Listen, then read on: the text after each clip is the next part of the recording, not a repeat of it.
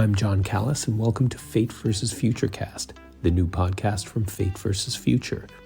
In this episode, we sit down with Nadine Adamson, associate broker at Brown Harris Stevens in New York.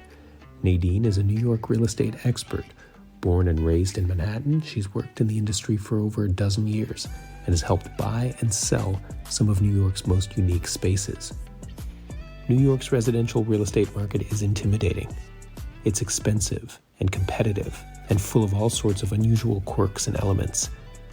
Fear no more, as Nadine will shed all sorts of light on the market, like what exactly a co-op is, why they exist at all, and the lesser-known history behind how a lot of landlords were able to use the cooperative apartment structure to extract untold fortunes from their buildings in the early 1980s, a particularly tricky moment in New York history. But Nadine also shares a lesser-known benefit to these types of apartment buildings that still benefit people today, at least if you're a current owner in the building or neighborhood. Do not rent or buy an apartment in New York without listening to this episode. Nadine also has a confident but totally conversational way of breaking down info that makes you want to lean in to every word she's saying. All this and more is why I'm excited for you to hear from her and super grateful to Nadine Adamson, associate broker at Brown Harris Stevens in New York City, for being our second ever guest on Fate vs. Futurecast. Fate vs. Futurecast is the podcast from Fate vs. Future, a daily newsletter designed to 10x your knowledge on all things culture, business, and Web3 in just 5 minutes.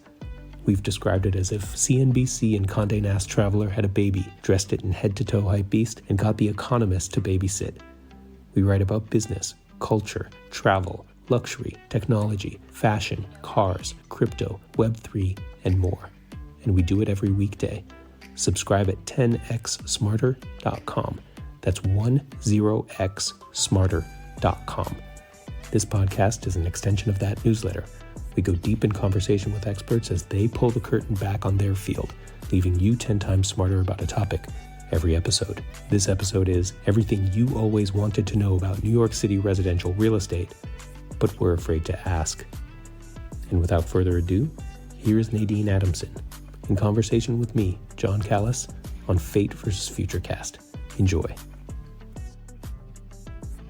I'd like to welcome and thank Nadine Adamson for being our second ever guest on Fate vs. Futurecast. Nadine is a real estate professional in New York City, one of the hardest and most unique real estate markets in the country, if not the world. What she's going to do, hopefully, is shed some light and pull the curtain back on this very unique market, tell us some stories from her time in the industry, and hopefully leave all of us feeling a little bit more knowledgeable about a very complex topic. She can introduce herself much, much better than I can, so I'm going to pass the mic over to Nadine. Hi, Nadine Adamson. I'm an associate broker at Brown Harris Stevens in New York. I've been working downtown and in Brooklyn for the last 12 years as a real estate agent, and I've been living in New York for over 40 years, and it's sometimes hard to avoid the real estate conversation. I like to say I've been in the business as long as I've been alive. I think a lot of people who grew up in New York can say that as well. That's true. Fun fact, you and I actually went to high school together, but I feel what you're saying entirely. New York is just kind of intertwined with real estate. Why is that? I think that it's one of the fundamental needs that we have, right? We need to eat and we need a place to sleep. And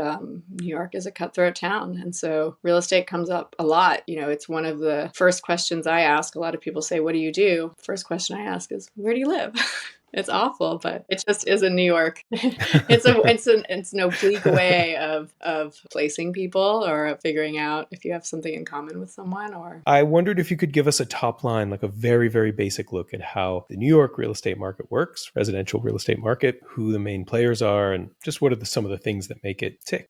Yeah. I mean, that's a really big question. Right. Yeah. You mentioned you work in Manhattan and Brooklyn. First off, how common is that? I think over the last 10 years or so, people who are focusing on Lower Manhattan are also focusing on Brooklyn. I think there's a lot of crossover. People leapfrog back and forth in the beginning. I think we were much more unique in having the dexterity to go back and forth and know Brooklyn as well as Lower Manhattan. But I think that a lot of brokers have caught up and now know a lot. Mm-hmm. that buyers or renters are happy to go either or, where maybe that wasn't the case 10 or more years ago. Right. I mean, it usually was if you got priced out of the neighborhoods you wanted in Manhattan, you'd go to Brooklyn. I have a client in town for a week who has to find an apartment, you spend 4 days in Manhattan, you go neighborhood by neighborhood or property type by property type. And then you're like, just give me 1 day or half a day. Let me show you some Brooklyn neighborhoods. And it's amazing how often the deal would be done on a Brooklyn property. Now we're actually seeing the opposite. We have people coming to us for Brooklyn and we're like, have you thought about Manhattan? Because there was a time when the demand was much greater for Brooklyn properties, and also the prices have now inverted in a really strange way, in that sometimes Manhattan is less expensive than, there are areas of Manhattan that are less expensive per square foot than Brooklyn per square foot.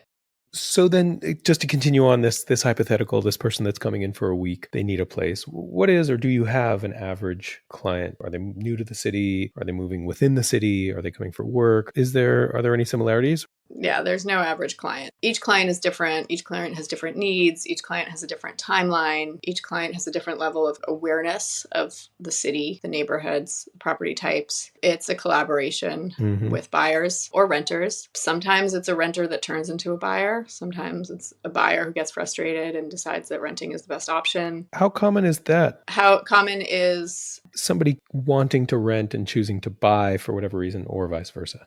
It's part of the New York, or I think global calculus, the buy versus rent. I find that interesting because I would have thought that people would have had basically figured out what either their desire or their ability was before the search. But the idea that I want to buy, but I'll decide to rent because I can't find what I want. Maybe that's a little bit more common than, I'm wanting to rent, but you know what? I'll buy a $5 million brownstone.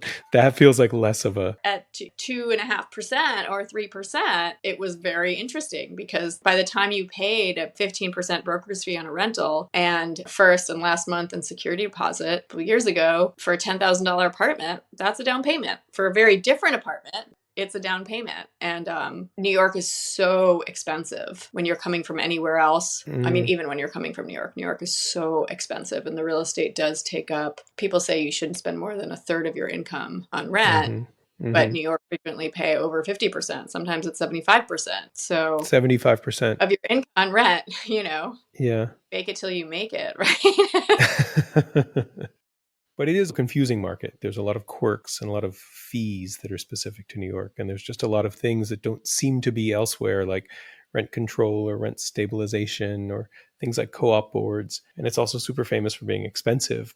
I wonder also if there are some things that are specific to New York or Manhattan. It's an island. Land is finite. It's old. It's been developed and redeveloped for centuries. And I wonder if all of these things go into making New York as unique of a real estate market as it is. Right.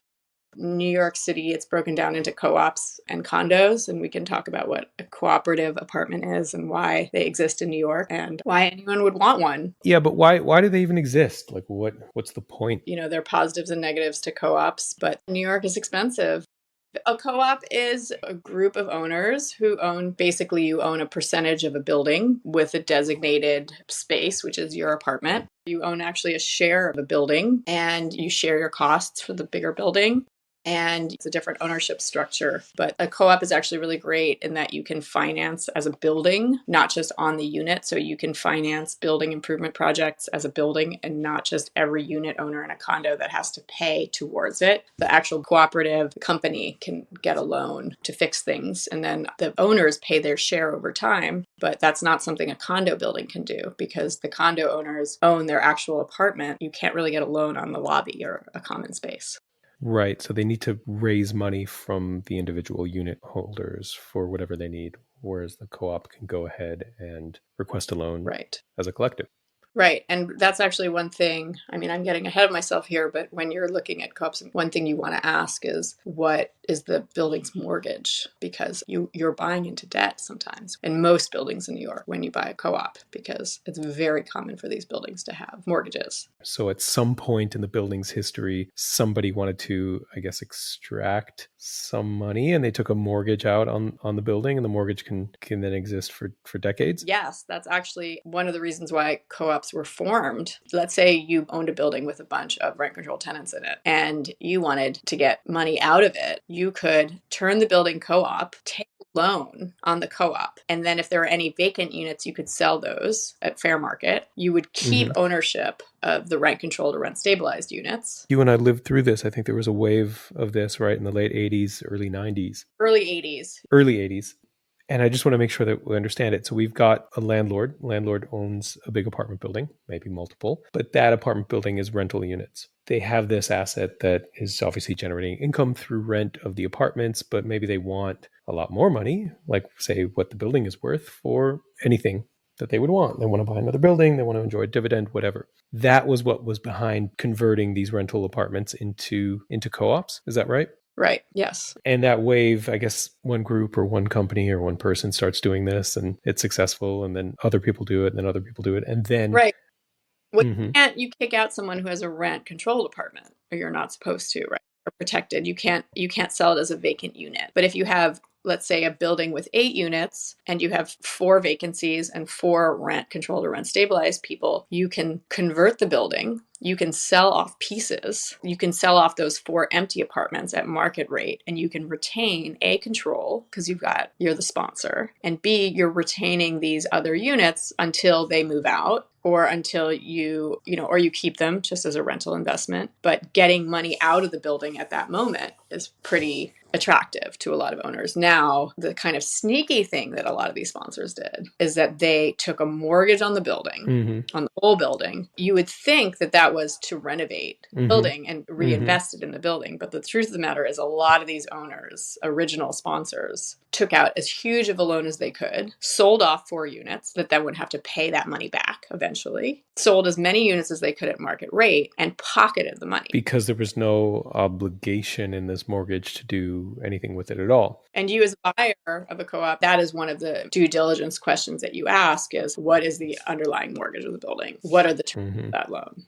A lot of these buildings have commercial loans. These aren't like Fannie Mae 30-year fixed rate loans. These are commercial loans. They can have step-up points, which means, certain chunks have to get paid. They're umbrella mortgages. You have to refinance them. There are sometimes complicated things. And the average buyer certainly one that's from outside New York, wouldn't even necessarily know to ask about this stuff, let alone how to find the answers. Right. And then how could that end up biting a buyer into the co-op? One example would be there's no money for fixing the elevator or patching up the roof or refurbishing the lobby. Right. I mean, the benefit of co-op in that circumstance is as a building, you can get together and you can borrow the money. It doesn't have to come from the individual owner's pockets at that moment. You can defer it and amortize it over the next 10 years, 20 years, 30 years. But in terms of if you're buying into a building, you have to be, extremely careful to do your due diligence. And that's why people get lawyers. New York is a buyer beware state, which means that you can't, after you close, there's very little liability that a seller carries. Like in California, it's very common that if something wasn't disclosed by the time you close, you as a buyer can go after your seller for a settlement. And it happens all the time. In New York, it's very, very hard. After you close, you have had your opportunity to do your due diligence. You've hired a lawyer. You've hopefully inspected your building. You've inspected the apartment. You've gone through the paperwork, and then you close and it's your problem. And that's why this is another quirk of the New York residential real estate market. There are so many more fees and people that need to be involved. Lawyers for both parties, of course, and things like title insurance and all of this stuff. I didn't realize that that's because as soon as that transaction closes, that's it. There's no going back, or there's no going after the seller if something goes awry. There's also things you're not doing. For example, compared to the suburbs, you're not doing a septic tank inspection. You're not testing the water quality or the well, right? You're not, unless you're buying in, some very outlying areas of Brooklyn, you're not doing radon testing, which are very common if you're buying in the suburbs. For me, it's normal, these fees but yeah, there are certain things like title insurance and mortgage tax and closing costs that can add to the purchase price. And just going back to that co-op conversion, the rental buildings that were converted into co-ops, there was a wave in the early 80s, as you said. Is that still a thing? Are there still rental building landlords that are looking to convert? Or was that the kind of moment when it happened and then it's just That was the trend to monetize those buildings. And, I think it had to do with New York, the time in New York and the kind of fiscal crisis of New York City in those years in the early 80s. New York was bankrupt. Oh, interesting. And mortgage rates were very high. Mortgage rates were like, I think late 70s, early 80s. Mortgage rates were like, between 15 and 20%. So it was a very different time. And a lot of people thought New York was going to go bankrupt, or it was bankrupt. They thought it was going to go worse. The police weren't, solving crimes. Everything was getting burned out. There was a lot. I mean, I'm talking a lot of downtown, but it was a different time. It wasn't like, oh, we're going to go to Wall Street and have lunch at Cipriani's. It was. So the idea is these macro conditions, some national like inflation and interest rates, some very local like municipal bankruptcy and crime and policing, inspired a lot of these building owners to cash out or extract money while they could, because the future of New York. They were people trying to make money, and one way it was they were figuring out how to get out of these buildings, even if it was piecemeal, and that's how they did it. To your point about New York being expensive, one thing that is also opaque is commissions, and you mentioned broker's fee, which is not something that's common everywhere. Could you just, in basic terms, what right. is a broker's fee? Who pays it? What is it for? And who doesn't pay it? Broker's fees are a percentage of are often a percentage of the either rental price or sales price. In sales, they're generally paid for by the seller and priced into the asking price. So if a buyer has an agent working with them to buy, it's not generally a fee that they see. It's kind of a hidden fee priced into the sales price. And if you're working as a tenant, and you're looking for a rental, it's most generally the renter who pays it, not the landlord. Now, and with rentals especially, there were some laws that were passed. There was some ambiguity in terms of if a rental broker's fee was even legal, and that straightened out. But now that has led to, I think, the beginning of the huge surge in rental prices, because a lot of landlords said, fine, if I'm going to have to pay the fee, I'm going to put that into the rental price, and then you're just going to pay more rent, so it kind of got eaten up that way. Or maybe even backfired, right? If the monthly rent was raised, that just raises the bar for everybody. Right. Yeah. That happened before COVID. And then COVID kind of dropped the rental market. Now we've bounced back up. The rental market has been yo-yoing a bit in a really interesting way. But overall, we see, there are some no-fee apartments where it seems like no one's paying the fee. But generally, the more desirable apartments have a broker's fee and have a broker. But the standard rental fee is 15% of a year's rent to 1 month of your rent. So it's a pretty high amount if you're paying $5,000 a month for an apartment. It's almost 2 months rent upfront. And then what about on sales? 6% of a sales price. I'm so intrigued by some of these only in New York elements. We talked about co-ops, but we didn't talk about co-op boards, if I could just bring us back, which is that those stories about celebrities or famous millionaires and billionaires not being allowed into a building. Could you tell us a little bit about that? What the co-op board is about? Is it literally just to keep things exclusive, or do they serve another role? I mean, some people say that co-op boards are like the last legal form of discrimination, because it is a group of people who are excluding other people, right? Potentially power to exclude them. And it's also legal. The co-op board doesn't have to give you a reason for not accepting your application. Talk about opaque.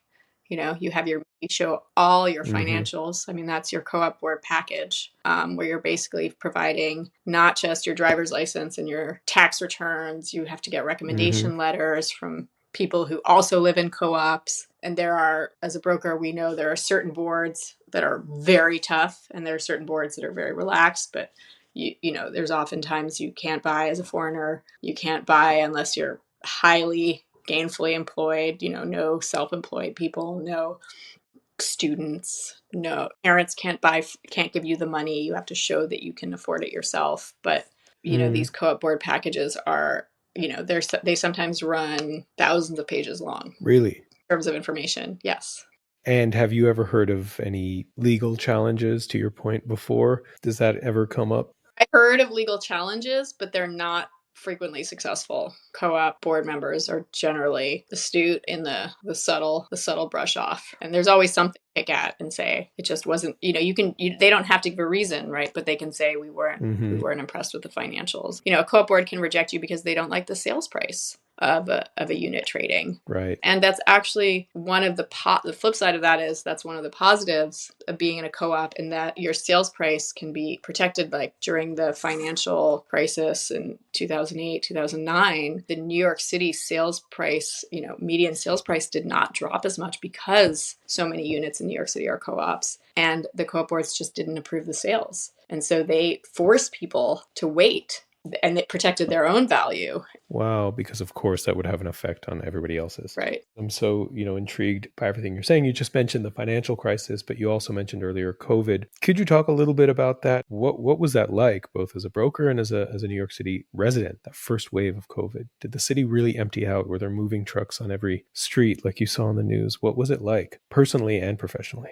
A lot of people left. And especially in Manhattan, where a lot of people are renters, people went back to their parents, people went to their friends, they bought houses upstate, they left the city. I mean, it was one of the first, epicenters of the crisis. And it was scary in the beginning. The hospitals were scary. The ambulances were around.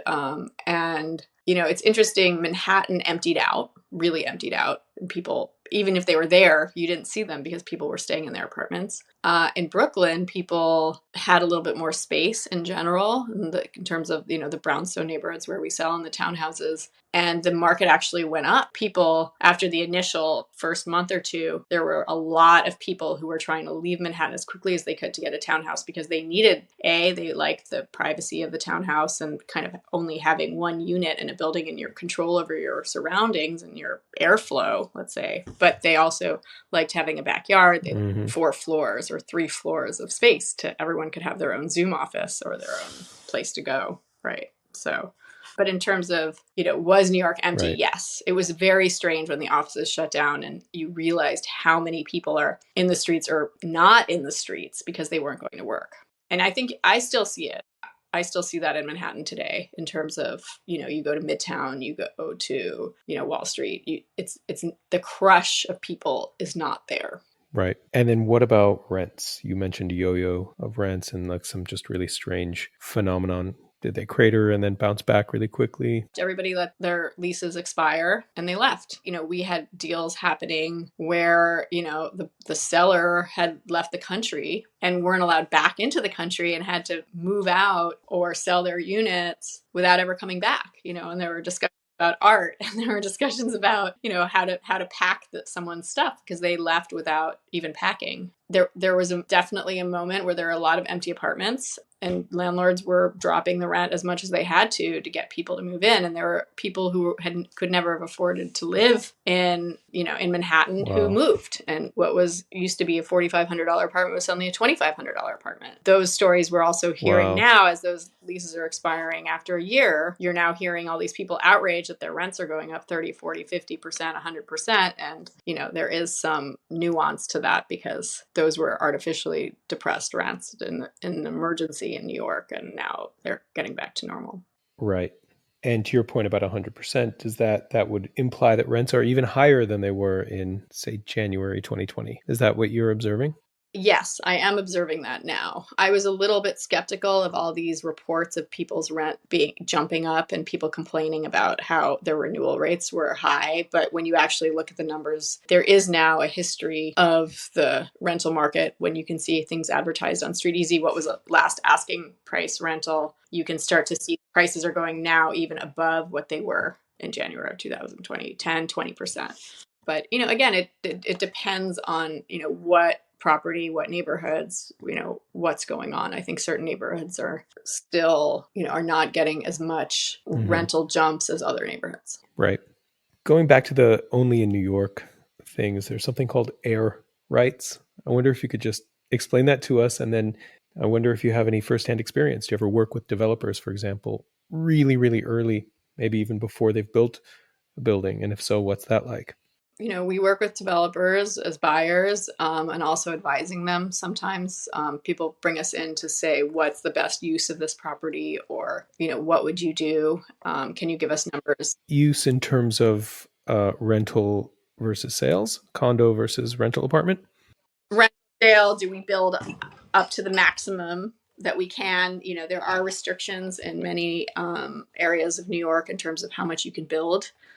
Oh yeah, so let's take it back. Sorry, what are air rights? So air rights are right of the air above your building, right, or above your property, and how much of that air you can build. And there's different zoning laws for different properties. Sometimes these maps are very bizarre, and it's not like between 6th Avenue and 7th Avenue you can build 8 stories. And when you look at the New York skyline, when you see clusters of very tall buildings, for example 57th Street or up and down Broadway or Financial District or the far west side, which is getting built up around Houston and they're in Spring Street, and all those kind of big tech, all those buildings are getting developed now, like huge industrial blocks of buildings are getting 30, 40, 50 stories. So. Mm-hmm. And so for air rights, they have to assemble those air rights. Is that right? Yes.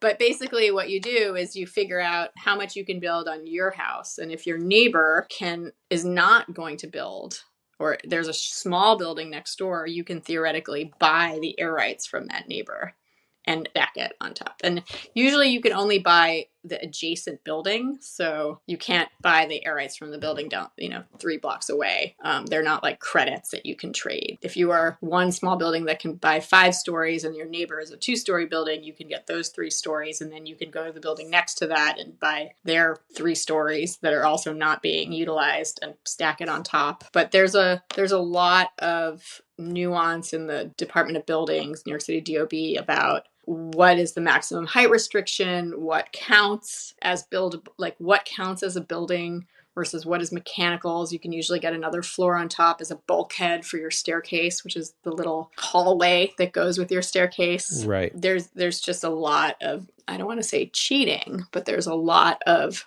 soft, titles that you can give spaces for mechanicals to keep getting more on top. And, in a lot of places, people don't care and they don't need to build up so high, and ability to build vertically doesn't really matter. But in New York, when a square foot is $2,000 or $5,000, it really matters if you can build another floor on top, and you just don't have the space to go sideways, right? It's a very finite piece of land.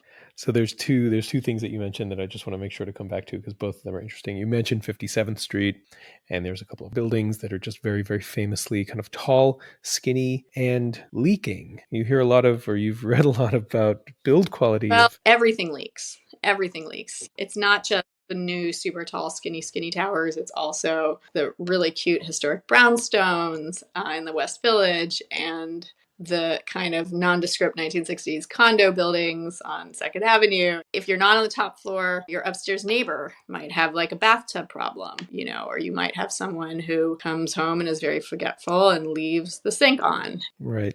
And there's no avoiding that. Things leak. Right. Good to know, and good to keep in mind. People oftentimes, when they're buying new construction or newly renovated apartments, they expect them to be perfect and they expect to not have any problems. And that's actually not true.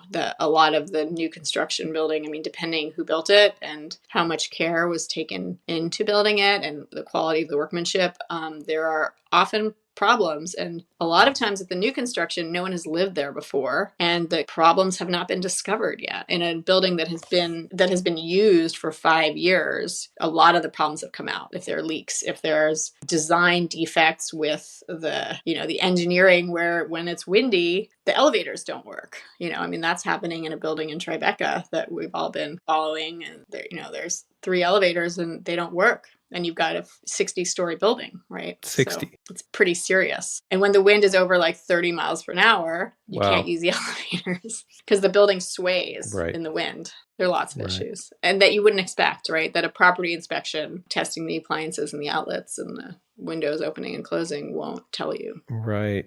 It's a bit of a hack to look at a building or a unit maybe that's 3, 4, 5 years old. Enough time to get some of those quirks out, it sounds like. Right.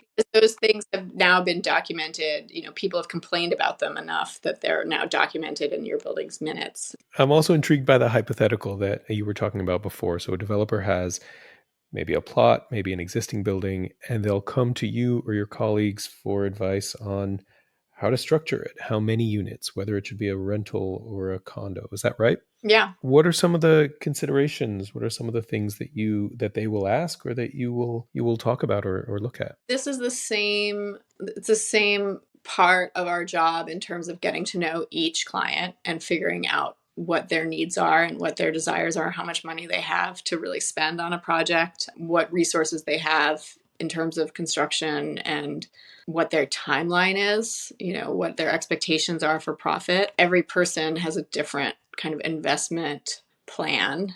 Sometimes it's helping people develop their plan and ask the questions of what they're really looking for, because everybody says, oh, I want to make the most amount of money. And is it the most amount of money in a year? Is it a property that's going to sustain me but slowly over time? Is this a building I want to give to my children? Is this a building that I want my children to learn how to manage property and then we'll sell it? Is it just about I want to make the most amount of money in 5 years and get out? Those are all very different, real estate projects. Mm. And then, having advised them, do they always use you or your colleagues as the sales agents, or sometimes they'll just come to you for that expertise? I mean, sometimes we get really random phone calls and people say, we hear you're the top agent in your office and we kind of were curious about this. And sometimes we have time to answer and sometimes we don't. But I don't think there's an always, but it's by putting information out there and being, available, it expands your network and you grow and maybe they don't like your advice. And maybe they're just testing what someone else told them. I mean, a lot of time developers, they don't just ask one real estate agent, they ask many and they kind of mull over it and they do their spreadsheets and their Excel and they talk to their financial consultants. I mean, usually people who are developing real estate in New York have a team, but we're often part of that conversation. And it's also good for us because we know what's happening, right? We have a lot of information. If I know a developer called me and said, I'm thinking about buying this building and what would you do with it? We can then come to them in 2 years with a buyer, knowing that they went the condo plan and say, we know these aren't on the market, but can you help our client? They really want a penthouse in that location. Do you have a penthouse or how is it coming along? And you can bring, clients together in a really nice way before other people know about it. So very cool. Very cool. Well, on that information and before people knowing about it, is there an ideal time of year to buy or sell? You hear about winter not being good. Is that true or is that a myth?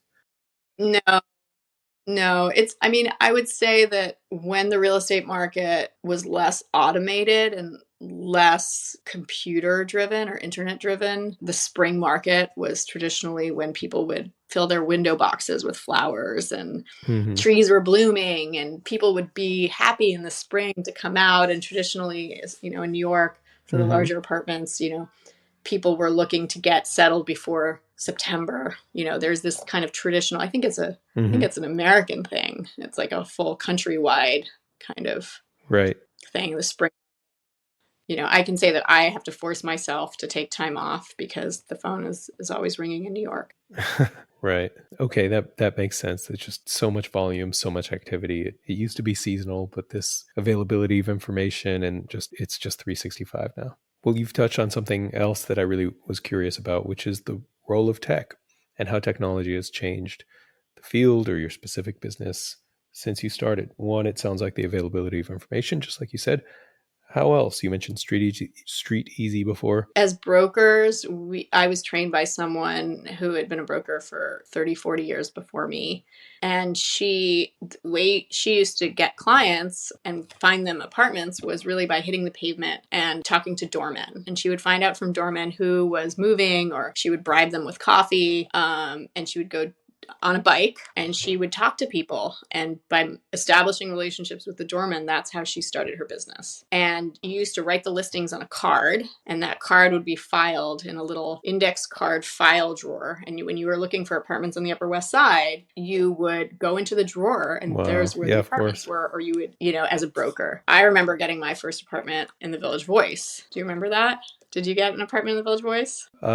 Maybe. Yeah. Those tiny little abbreviations for view, like just VU and all of this weird stuff.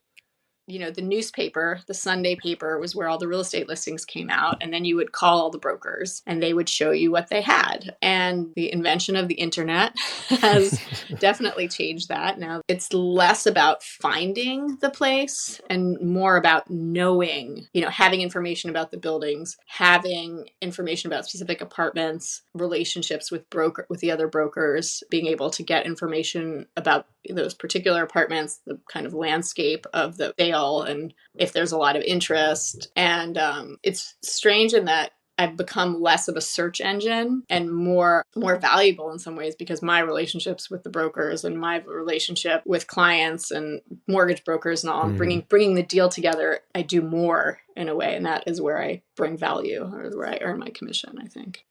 That's really, really, really interesting. So when the listings are there public for all to see, the value has shifted from that listing to the specific building, who's built it, what the issues have been, what just some maybe particular quirks of the market are, all the things that would just never show up on a Street Easy or even an RLS. That makes perfect sense. So from what I can tell, you do things a bit differently from other agents. Is that the case? And if so, how is what you do, your specific practice, different? I think that, there's something about being a real estate agent and a broker in New York that has very little cachet. I think we have a very bad reputation in terms of not exactly being the most ethical profession. People don't like brokers, just like they don't like lawyers, right? But I was trained by someone who emphasized integrity and not being pushy about selling and valuing the relationship over the sale. And that's where I came from. And it was very good advice. It turns out that the relationships you build with other brokers and the relationships you build with your network and your client base are so much more important than getting one commission and burning a bridge. And I see young agents come into the field, they're so desperate to make money and to pay their rent that sometimes you see them doing things that you just, it's not going to end well. And those people often burn through, they burn out of the industry very quickly because people don't want to work with them, and they just can't figure out how to make money over a long term. Okay, very last question. You've been so nice, and thank you so much for such a fascinating chat. But let's say we have a listener, they're ready to buy or sell in New York. What would you tell them? What's going on in the next 3, 6, 12 months in New York City residential real estate? It's a crazy time. No one really knows what's going on.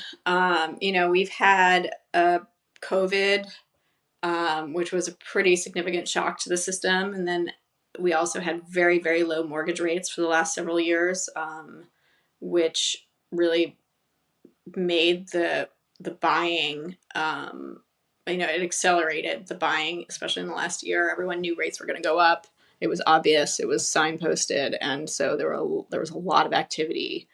I think COVID made people want to have a comfortable place to live and a place where they felt at home. We spent so much time at home that I think our apartments mattered a lot more for a while, or it showed people how important having a good base was. It was less about, the Carrie Bradshaw, like storing your shoes in the oven and not caring about a kitchen because there were 100,000 restaurants outside your door. And it was more about having a place to cook if you needed to and live and work. And I think more people are working from home or hybrid. And so having space is important.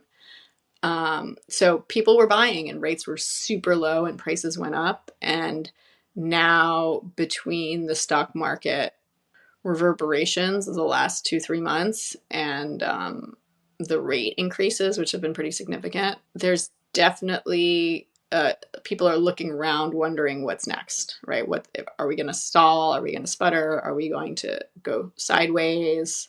Are prices going to come down? I would say somebody coming to the market now, you can't really use the sales that have closed in the last year because it was such a frenzy.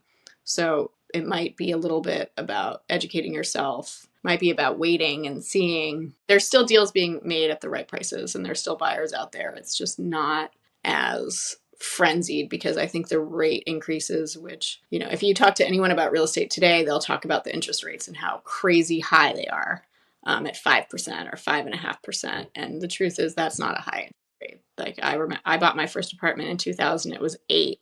3.75. And I was so excited to get a loan. I was 20 years old and my mom had to co-sign the loan for me. But at 5%, you're still in a pretty good place. If it goes to 6 or 7, you have to do your math and figure that out.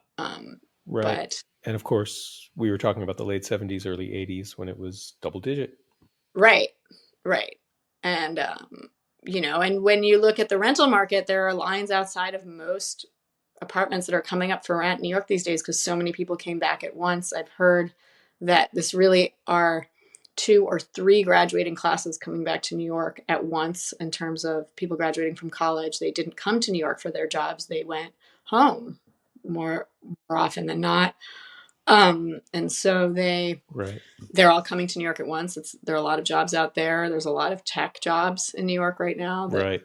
There's a lot of hiring going on, and you don't necessarily have to go to work every day, but you do have to go to work once a week. And so people are moving here and there are no apartments to rent. So there are lines. I mean, I don't know if you've seen those videos of people waiting to rent an apartment, and there's this like crazy rush. We recently listed an apartment that we usually get 27, so 1 bedroom, $2,700 a month, and we got 8 offers after 1 showing, and the highest offer was $4,000, and it was just someone who was like sick of looking, And we got 4 offers over our price, and then we got this crazy outlier. But she was also sick of looking and just couldn't deal with it and just wanted it to be done.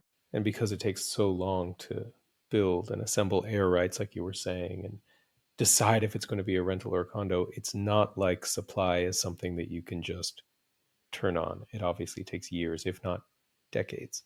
I think the last 5 years especially, but the last 10 years or 15 years, New York has branched out from Manhattan, right? Because at a certain point, you can't charge $100,000 a month for an apartment in New York. Manhattan has grown to these outer boroughs and beyond. COVID and remote work has enabled people to move even further away and still maintain their New York City job and salary. But things are cyclical, and so there's always this kind of give and take and this calculus in terms of, does it make more sense for me to buy given the interest rates and the demand for rentals, and what can I afford to buy where? And at the end of the day, you make it your monthly payment or figure out how much you have as a down payment. If you can borrow, from family, what is it? Bag, earn, steal. Borrow, I think is in there somewhere too.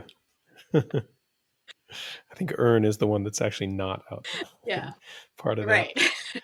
Well, Nadine Adamson, thank you so much. We've learned even more than I thought we would, and I thought we'd learn a lot. Thank you so much for being the second ever guest on Fate versus Futurecast. Oh, it's an honor. It really is for me. Thank you so much for sharing your knowledge, your experiences, your stories. What if somebody wanted to be one of those people that's asking you for advice? How can they contact you? Nadine Adamson. You can Google Nadine at Brown Harris Stevens. I'm pretty easy to find on the World Wide Web. Perfect. Well, Nadine, thank you so much for teaching us even more than we thought we would know about New York real estate. Thank you so much for your time as well. Thank you. Bye. Bye. I'm Jon Kallus, and this is Fate versus Futurecast, the podcast from Fate versus Future. Subscribe at 10xsmarter.com. That's 10xsmarter.com. You can listen to this podcast on Spotify, Amazon Music, YouTube, Google Podcasts, and more. Catch you next time, and thank you for listening.